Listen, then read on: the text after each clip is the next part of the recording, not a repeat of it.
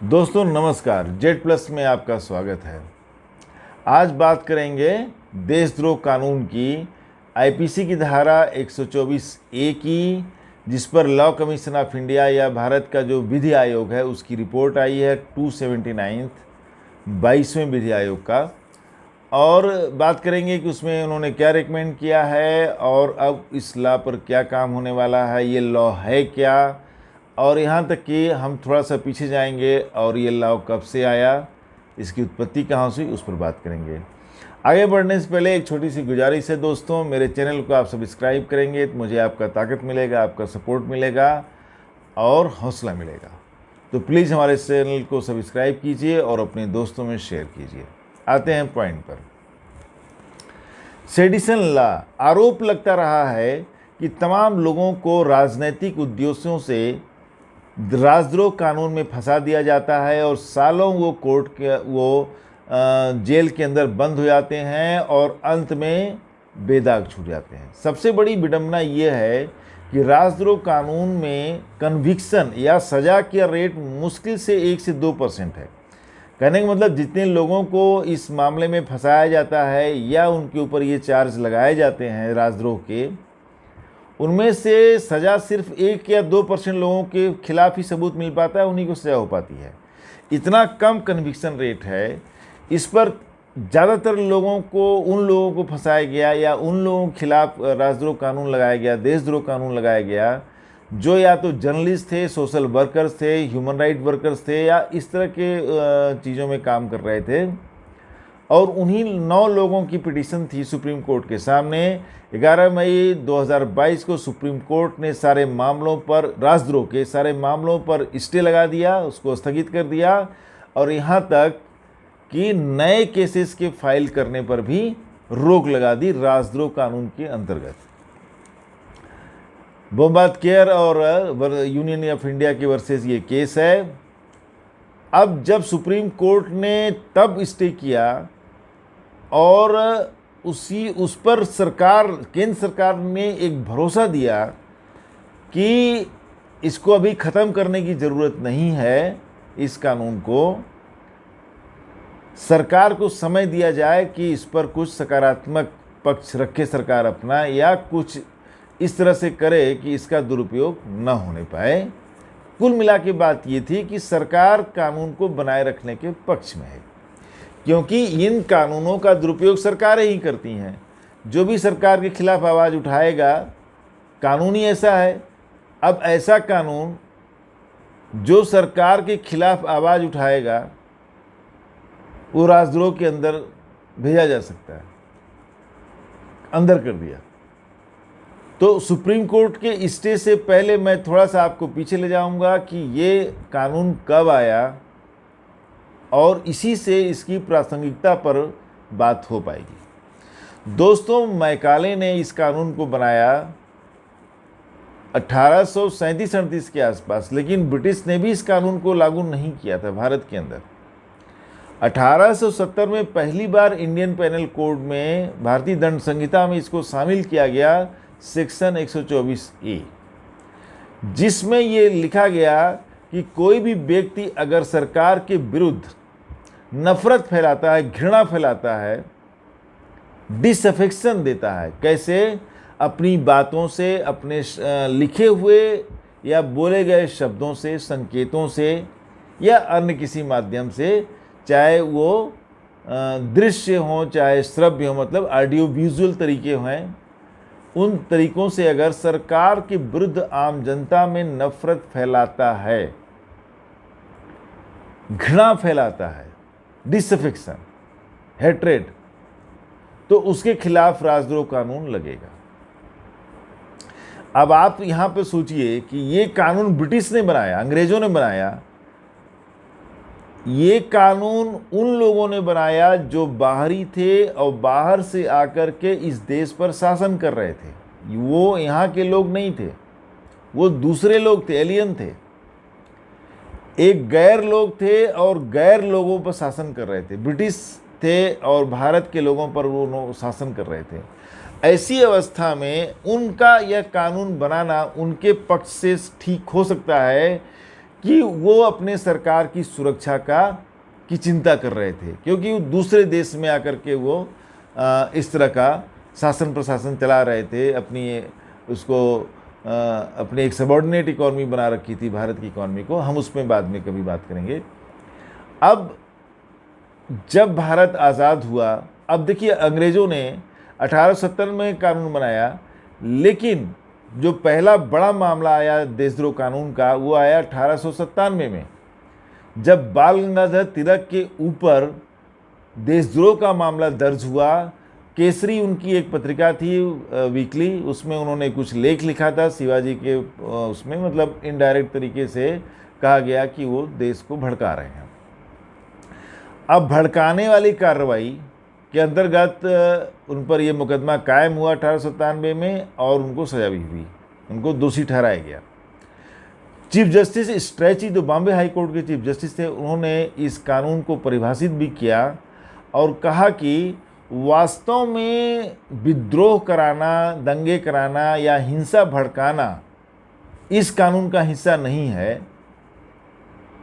मतलब कि सरकार के विरुद्ध अगर आप अपने संकेतों से, भाषा से, बोली से, लिखित वाक्यों से अगर बैड फीलिंग मतलब दुर्भावना पैदा कर रहे हैं सरकार के प्रति, लॉ द्वारा स्थापित मतलब कानून द्वारा स्थापित सरकार के विरुद्ध अगर आपके शब्दों से, लिखे चाहे बोले हुए संकेतों से, मतलब पोस्टर वगैरह या कोई ऑडियो विजुअल है, से सरकार के विरुद्ध दुर्भावना पैदा हो रही है या भड़काने की कार्रवाई हो रही है, जिससे कि सरकार के प्रति नफरत पैदा हो, घृणा पैदा हो, ऐसे मामले में देशद्रोह कानून लगेगा। अब यहाँ पर वही बात फिर आ जाती है, वो तो विदेश से आकर के देश पर हुकूमत चला रहे थे, तो उन्होंने सरकार को बचाने की कोशिश की। भारत आज़ाद हुआ तो संविधान सभा में इस पर बहुत बहस हुई। के.एम. मुंशी ने इसका बहुत बड़ा प्रतिवाद किया। संविधान सभा में बोलते हुए के.एम. मुंशी ने कहा कि असहमति, आलोचना ही लोकतंत्र का अधिकार है। लोकतंत्र का कोई मतलब नहीं रह जाएगा अगर आम जनता को सरकार के क्रियाकलापों की आलोचना करने का हक न हो। फिर आज़ादी का मतलब क्या हुआ, फिर लोकतंत्र का मतलब क्या हुआ, फिर संवैधानिक व्यवस्था का मतलब क्या हुआ।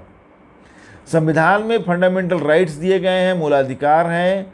19(1) के अंतर्गत तमाम आज़ादी मिली भी है, तमाम फ्रीडम है, स्वतंत्रता मिली भी है। उसमें बोलने की आज़ादी भी शामिल है, freedom of speech and expression. तो उस बात का कोई मतलब नहीं रह जाएगा अगर किसी ने सरकार की आलोचना की और उसको राजद्रोह कानून के अंतर्गत, देशद्रोह के अंतर्गत अंतर कर दिया गया, सेडिशन लगा दिया गया। इसका बहुत उन्होंने प्रतिवाद किया था। अब हुआ ये कि 1962 में, इसके पहले 2 हाई कोर्ट्स ने इसको खारिज कर दिया था कि देशद्रोह कानून का जो ये आईपीसी की धारा 124A है, इसकी देश में कोई ज़रूरत नहीं है, क्योंकि भारत अब आज़ाद देश है, हम खुद अपनी सरकार चुनते हैं, कोई बाहरी सरकार यहाँ पर नहीं है।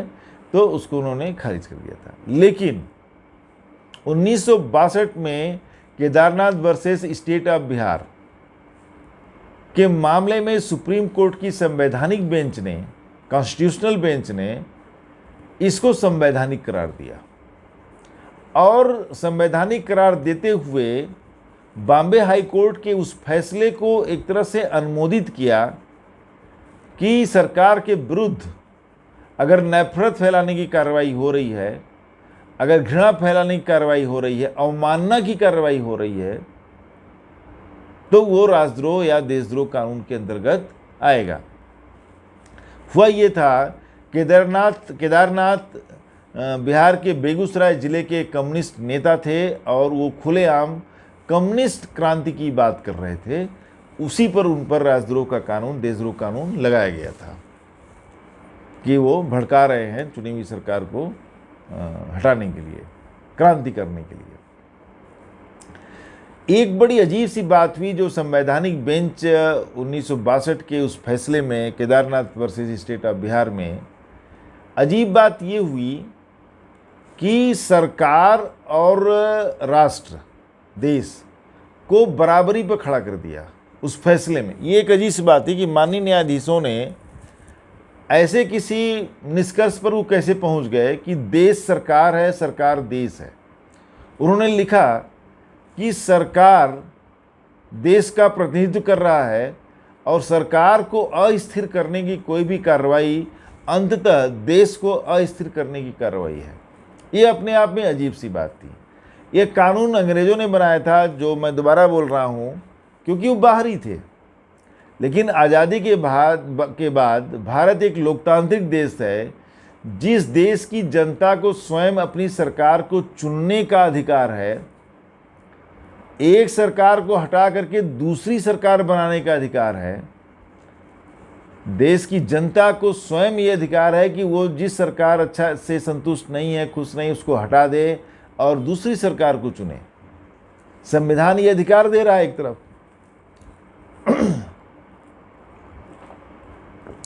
एक तरफ माननीय न्यायाधीशों की पीठ ये कह रही है कि सरकार और देश एक ही हैं। अगर सरकार को अस्थिर करने की या विधि द्वारा स्थापित, लॉ द्वारा इस्टेब्लिश की गई सरकार को, मतलब प्रॉपर रूप से चुनी हुई सरकार को के खिलाफ घृणा फैलाने की, अवमानना करने की, नफरत फैलाने की कोशिश हो रही है, तो वो राजद्रोह है। अब लोकतंत्र में आलोचना ही लोकतंत्र की खूबी है। पब्लिक को अधिकार है कि किसी को सरकार को हटा दे, तो बिना आलोचना किए हटा देगी। जिस सरकार को अगर वो पसंद नहीं कर रही है तो उसकी आलोचना नहीं करेगी सरकार, उसकी बुराई नहीं करेगी, उसके खिलाफ बोलेगी नहीं। और सबसे बड़ी बात है इस कानून की जो बहुत ही जो नकारात्मक पक्ष ये है कि वास्तव में कोई हिंसा हुई हो, वास्तव में सरकार के खिलाफ कोई विद्रोह पैदा हुआ हो, वास्तव में कोई इस तरह की भड़काने की कार्रवाई हुई हो या भड़काने का प्रयास हुआ हो, इसका किसी प्रमाण की आवश्यकता नहीं है। यहाँ समझने की बात यह है दोस्तों कि एक पुलिस का कांस्टेबल अगर अपने मन में सोच ले कि किसी व्यक्ति की किसी हरकत से सरकार के विरुद्ध विद्वेष पैदा हो रहा है, नफरत पैदा हो सकती है, घृणा पैदा हो सकती है, भड़काने की कार्रवाई हो सकती है, कुछ हुआ नहीं है, खाली अगर वो कांस्टेबल सोच ले, क्योंकि यहाँ पे किसी प्रमाण की आवश्यकता नहीं है, वास्तव में किसी घटना के घट जाने की ज़रूरत नहीं है कि कोई घटना घटी ही हो। अगर वो मन में सोच रहा है, एक कांस्टेबल ये सोच ले कि ये व्यक्ति सरकार के विरुद्ध नफरत फैलाने का काम कर रहा है, सोच रहा है खाली, तो उसको देशद्रोह कानून में डाल देगा, सालों वो जेल में सड़ेगा, मुकदमा लड़ेगा और उसके बाद एक दिन सबूतों के अभाव में बाहर आ जाएगा। जो इतने साल उस जेल में सड़ रहा है उसका जवाबदेह कौन है? उसका जवाबदेही किसके ऊपर जाएगी? किसी को भी आपने जेल में डाल दिया। इसीलिए इस कानून का सबसे ज़्यादा दुरुपयोग हो रहा है। और सब अजीब सी बात है कि सबसे ज़्यादा इसके शिकार पत्रकार लोग ही हो रहे हैं, जो ईमानदार पत्रकार हैं, जो देश हित में काम कर रहे हैं। अब इस आधार पर सुप्रीम कोर्ट के अंदर बहुत सारी याचिकाएं आईं कि इस कानून को ख़त्म किया जाए। ये ब्रिटिश ज़माने का कानून है, भारत एक लोकतांत्रिक देश है, हमारी अपनी सरकार है, देश द्वारा चुनी हुई सरकार है, देश की जनता द्वारा चुनी हुई सरकार है। ऐसे में इस कानून की अब ज़रूरत नहीं है। ऐसा नहीं है, देशद्रोह के या देश के अखंडता एकता के खिलाफ काम करने वालों के विरुद्ध कार्रवाई करने के लिए और भी कानून है, यूपीए है, जो है बहुत सारे दूसरे कानून हैं जो उसके लिए पर्याप्त हैं फिलहाल। तो अब ये 11 मई 2022 को सुप्रीम कोर्ट ने उस पर स्टे लगा दिया कि इसको क्यों न ख़त्म किया जाए। सरकार ने अपना पक्ष रखते हुए अपनी मंशा जाहिर की कि नहीं, ये कानून ज़रूरी है क्योंकि उनके तो फ़ायदे की चीज़ है। इस पर लॉ कमीशन की रिपोर्ट ने सरकार के पक्ष को और मजबूती दी है, एक तरह से सरकार का ही पक्ष रखा है। लॉ कमीशन ने 3 रिकमेंडेशन किए हैं। पहला रिकमेंडेशन कि सेक्शन 124A को 124A को पूरी तरह से भारतीय संवैधानिक बनाया जाए, इसको अमेंड किया जाए और इसको जो भाषा स्ट्रेची के केस में बॉम्बे हाई कोर्ट का था, जो जज स्ट्रेची साहब थे, और केदारनाथ केस को पूरी तरह से इनकारपोरेट किया जाए। मतलब वो जो व्याख्या दिया है सुप्रीम कोर्ट ने 1962 के केस में, केदारनाथ केस में, उस व्याख्या को ठोस रूप दे करके कानून के अंदर ही डाल दिया जाए, उसको बाकायदा अंदर ही रख दिया जाए, व्याख्या की जरूरत नहीं। दूसरा उन्होंने कहा है कि जो मिनिमम कम से कम 3 साल की सज़ा है, ऐसे तो पूरा आजीवन कारावास की भी सज़ा है इसमें, तो जो कम से कम 3 साल की सज़ा है उसको बढ़ा करके 7 साल कर दिया जाए। मतलब कि किसी ने अगर सोच लिया कि अमुक व्यक्ति सरकार के विरुद्ध डिसअफेक्शन फैला रहा है, घृणा फैला रहा है, अवमानना कर रहा है, तो वो 7 साल के लिए जाए अंदर, मिनिमम है।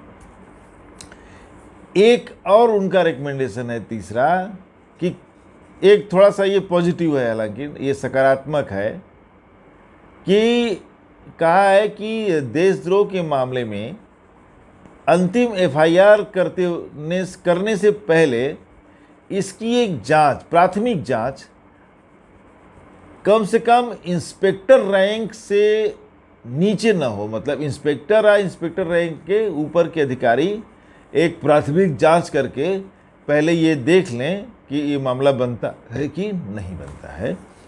थोड़ा सा पुराने कानून में उन्होंने ये ऐड किया है, ये एक सकारात्मक पक्ष है, आप ये कह सकते हैं। तो इस तरह से जहाँ तक बात ये हो रही थी कि राजद्रोह कानून को समाप्त कर दिया जाएगा, राजद्रोह कानून की ज़रूरत नहीं है, वहाँ पर लॉ कमीशन ने, विधि आयोग ने इसको और दांत मुहैया करा दिए हैं और इसको मजबूती दे दी है। 3 साल की सज़ा को, कम से कम सज़ा को 7 साल में करने की बात की है और इसको पूरी तरह से संवैधानिक दर्जा देने की बात की है कि जो व्याख्या की गई है उसको प्रॉपर लॉ में ही डाल दिया जाए, कोडिफाई कर दिया जाए। ये इन्होंने करा हुआ है। अब सवाल ये उठता है कि क्या इस लोकतांत्रिक देश में, एक आज़ाद देश में, अपने ही लोगों के विरुद्ध देशद्रोह का कानून इसलिए लगाया जाना चाहिए कि उन्होंने सरकार की आलोचना की है? लोकतंत्र में सरकारें जनता द्वारा चुनी जाती हैं और आलोचना के आधार पर ही एक सरकार जाती है, दूसरी सरकार आती है। सरकारों की कमियां निकालते, पूरा विपक्ष इसी पर काम करता है कि उस सरकार की कमियां निकालता है। मीडिया की खास तौर से भूमिका भी यही होनी चाहिए। अब जो 1962 के केदारनाथ केस में सुप्रीम कोर्ट की जो व्याख्या थी कि सरकार और देश एक हैं, ये कैसे माना जा सकता है? सरकार और देश एक कैसे हो सकते हैं? कोई राष्ट्र और सरकार, राष्ट्र है, उसकी अपनी एक संप्रभुता है, उसकी अपनी, जैसे भारत है तो 135 करोड़ की आबादी से ये राष्ट्र बनता है। हमारा पूरा जो ज़मीन है, जो क्षेत्रफल है, हमारा पूरा आसमान है, उससे हिंदुस्तान बनता है, भारत बनता है। ये भारत है। चुनाव में सरकार कहाँ आती है? सरकार क्या है? सरकार एक एजेंसी है जो राष्ट्र के प्रशासन तंत्र को चलाने के लिए एक माध्यम है। राष्ट्र स्वयं अपना संचालन नहीं करेगा, तो राष्ट्र के जो उद्देश्य हैं उनको प्राप्त करने के लिए और राष्ट्र शासन प्रशासन को संचालित करने के लिए एक सरकार की ज़रूरत होती है। सरकार चुनी हुई है। टेक्निकली 40%, 45%, 42%, 41%, कभी 36% वोट पा करके सरकार बन जाती है। मिलीजुली सरकार बनी है और अपनी सरकार, एक पार्टी की भी सरकार है तो 40-42% वोट पर सरकार बन जाती है। टेक्निकली 40%, 42% वोट पाने वाले देश नहीं हो सकते। पूरी आबादी का 40-42% वोट लेकर के कोई ये कैसे कह सकता है कि वो देश है या देश की राय का प्रतिनिधित्व कर रहा है? वो टेक्निकली है, क्योंकि ये संभव नहीं है कि 100% लोग वोट करें किसी को, तब तो सरकार ही नहीं बन पाएगी। तो वो बहुमत के आधार पर सरकार बनती है, बहुमत के आधार पर। और बहुमत का भारत में मतलब क्या है? कहीं भी लोकतांत्रिक देश में कि अगर 100 वोट में एक आदमी 51 वोट पा रहा है, एक आदमी 49 वोट पा रहा है, तो 51 वाला जीत जाएगा। आप सोचिए, तो जो 49 वोट पाया है उसका कोई हक नहीं है, उसका कोई अधिकार नहीं है, उसका कोई मतलब नहीं हुआ। बिल्कुल मतलब हुआ। टेक्निकली एक आदमी जीत रहा है तकनीकी रूप से, लेकिन ऐसा नहीं है कि जो हार गया उसके पास जन समर्थन नहीं है, या जो हार गया उसके विचारों की कोई कदर नहीं है, उसके विचारों को मानने वालों ने उसको वोट दिया। तो ऐसे में ये बात कहना पूरी तरह से गुमराह करने वाली बात है, पूरी तरह से मिसलीडिंग है कि सरकार और राज्य एक है या देश एक है। पॉलिटिकल साइंस की भाषा में राज्य कहते हैं स्टेट। कभी नहीं हो सकता ऐसा। अब लॉ कमीशन ने रिपोर्ट अपना दिया है और ये बात की है कि इसको और मजबूती दिया जाए। ये बात सही है कि चलो देश है, तमाम ऐसे लोग हो सकते हैं जो देश के खिलाफ काम कर रहे हों, तो और भी कानून है उनसे निपटने के लिए, एंटी टेरर लॉ है, तमाम चीज़ें हैं। लेकिन इस कानून का सिर्फ दुरुपयोग हुआ है, आम जनता के आज़ादी पर ये हनन है। 1962 के केदारनाथ फैसले पर यह भी कहा गया कि चूँकि सवाल उठा कि फंडामेंटल राइट जो 19(1) है, स्पीच एंड एक्सप्रेशन, बोलने की आज़ादी, अभिव्यक्ति की आज़ादी जो संविधान देता है हर नागरिक को, उसका उल्लंघन होगा ऐसे कानून से। तो कोर्ट ने इस चीज़ को जस्टिफाई इस आधार पर किया कि नहीं, आर्टिकल 19(2) में रीजनेबल रिस्ट्रिक्शन की बात की गई है, उचित प्रतिबंधों की बात की गई है कि ये जो फंडामेंटल राइट्स हैं ये अपने आप में एब्सोल्यूट राइट्स नहीं, अनकंडीशनल राइट्स नहीं है, इनके ऊपर भी उचित प्रतिबंध लगाए जा सकते हैं देश हित में। उसी को आधार बना करके उन्होंने सेक्शन 124(1) को संवैधानिक दर्जा दिया था कि ये एक रीजनेबल रिस्ट्रिक्शन के अंतर्गत आएगा। अब अपने आप में ये बहुत बड़ा भ्रम है, बहुत बड़ा कॉन्ट्रडिक्शन है, जो अंतर्विरोध है कि एक तरफ संविधान सबको बोलने की आज़ादी देता है, आलोचना करने की आज़ादी देता है, अपने विचारों को सामने रखने की आज़ादी देता है, और दूसरी तरफ कुछ बोलने पर, कुछ विचार व्यक्त करने पर, कुछ शब्दों के लिखने पर, कुछ संकेतों के माध्यम से, कोई पोस्टर या ऑडियो विजुअल दृश्य श्रव्य के माध्यम से अगर लगता है कि नहीं, एक पुलिस वाला ये समझ ले कि ये सरकार के विरुद्ध अवमानना कर रहा है, घृणा फैला रहा है, नफरत फैला रहा है, हेटरेट फैला रहा है, डिसअफेक्शन फैला रहा है, तो ये देशद्रोही है, इसको कानून के अंतर्गत 124(a) के अंतर्गत इसको जेल में डाल दो। तो ऐसे आज के दुनिया के तमाम विकसित देशों में, जहाँ से ये ब्रिटेन ने स्वयं इस कानून को समाप्त कर दिया और तमाम विकसित राष्ट्रों से ये कानून समाप्त कर दिया गया है, कहीं पर ये अब ज़्यादा देशों में नहीं है, वहीं है जहाँ तानाशाही है या इस तरह के लोग हैं।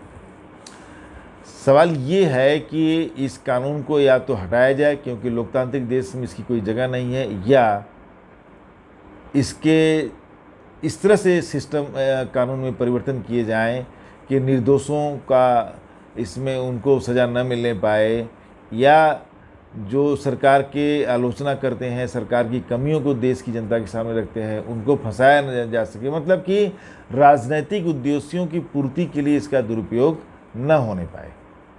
एक बात और की जा सकती है कि जैसे पुलिस अफसर या पुलिस के लोग इस पर उनको अधिकार है कि किसी भी व्यक्ति को वास्तव में कोई हिंसा हुई है या हिंसा होने की कोई नौबत है कि नहीं है, लेकिन राजद्रोह कानून लगा देने का उनको अधिकार है, तो उनकी भी जवाबदेही तय होनी चाहिए कायदे से। अगर इस पर अंकुश लगाना है तो उस पुलिस अधिकारी पर भी ये जवाबदेही तय होनी चाहिए कि सबूत वो दे कोर्ट में।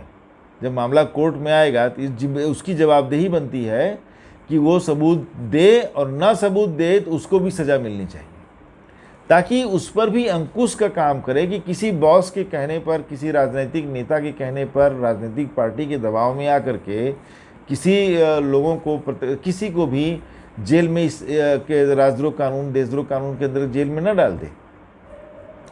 उसकी अपनी जवाबदेही तय हो कि अगर राजद्रोह कानून किसी को लगाता है तो उसको कोर्ट में उसको सिद्ध करने की जिम्मेदारी उसकी होगी। अगर वो सबूत नहीं दे पाता है तो उसके खिलाफ भी सज़ा का प्रावधान हो। इससे ये अंकुश पर लगेगा और अपने राजनीतिक बॉस को, जो उनके आकाओं को, वो समझा सकता है कि नहीं भाई देखिए हम नहीं करेंगे ये काम। तो राजद्रोह कानून को समाप्त होना चाहिए। सभ्य समाज में इसकी कोई जगह नहीं है। ये राजद्रोह कानून है, ये है ये विधि आयोग का रिकमेंडेशन जिस पर हमने आपसे बात की। मिलते हैं दोस्तों नेक्स्ट वीडियो में किसी और टॉपिक पर। हमारे चैनल को सब्सक्राइब करेंगे तो मुझे आपका सपोर्ट मिलेगा। नमस्कार, धन्यवाद।